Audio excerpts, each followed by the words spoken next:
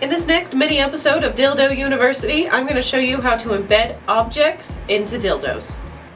Okay, so this time I'm going to show you how to embed shapes into your silicone molds. So I took a candy mold, like this, I just got it off of Amazon, and I poured the first layer of silicone into my Coke can mold, just like we did when we were striping. But instead of continuing with a different stripe, what we're going to do is we're going to take some of those candy hearts that I made. I poured them out of more silicone. I cleaned them off really, really well with soap, and we're going to put those in to make sure they stick along the sides of the mold.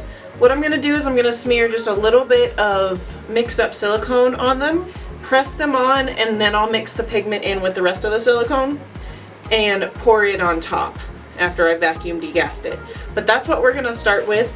Make sure you wash your little candy hearts really, really well with Dawn dish soap and water, and that they're completely dried. You don't have to respray ease release in this. It'll hold for quite a while. And the more you use your molds and the more they've been sprayed with it, the harder it is for silicone to adhere to it. So let's go ahead and do that. I'm just gonna smear them on, and then I'll sit them in really carefully.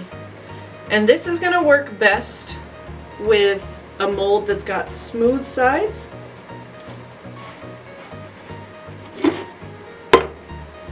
Just so that you can really press those hearts or whatever you're using against the side.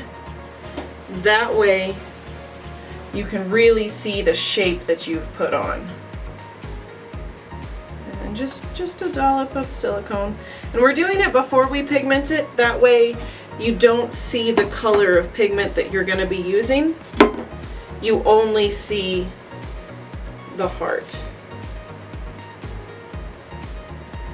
And depending on your mold, you might need like really long tweezers, like the plastic ones that people use in crafts.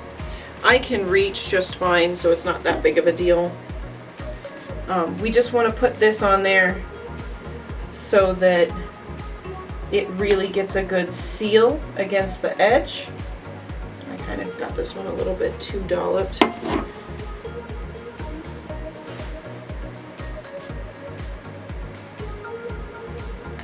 And if you really wanted to, you could just to kind of make sure, you could let the silicone holding the heart in place cure a little bit. That's up to you. It all kind of depends on what shape and how big it is that you're putting in place. And then just to make sure I've got them in the right spot.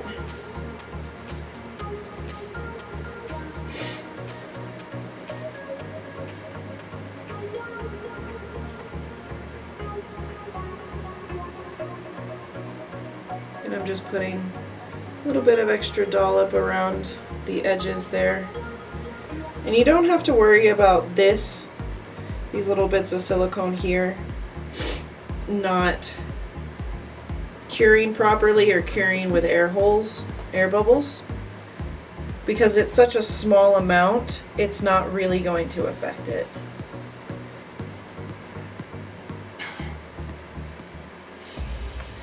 Alright, now that I've got those in place, I'm going to go ahead and mix my pigment into the rest of the silicone. I'm going to vacuum degas it, and then we'll pour the rest.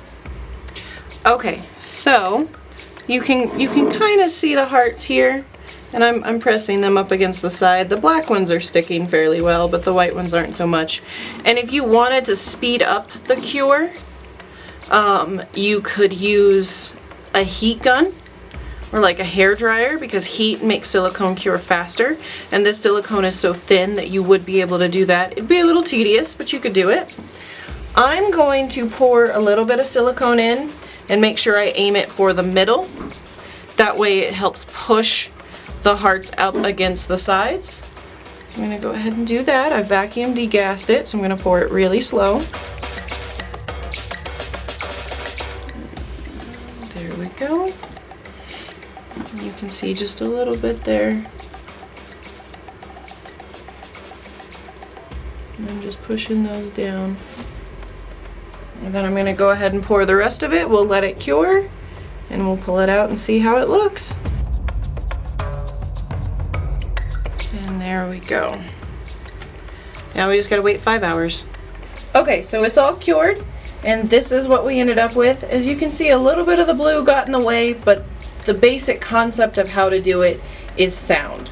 So this is how you're gonna do it if you decide to do so. You might wanna play and kind of do some trial and error with exactly how you wanna get it done, but that's how you embed different shapes inside of your toys.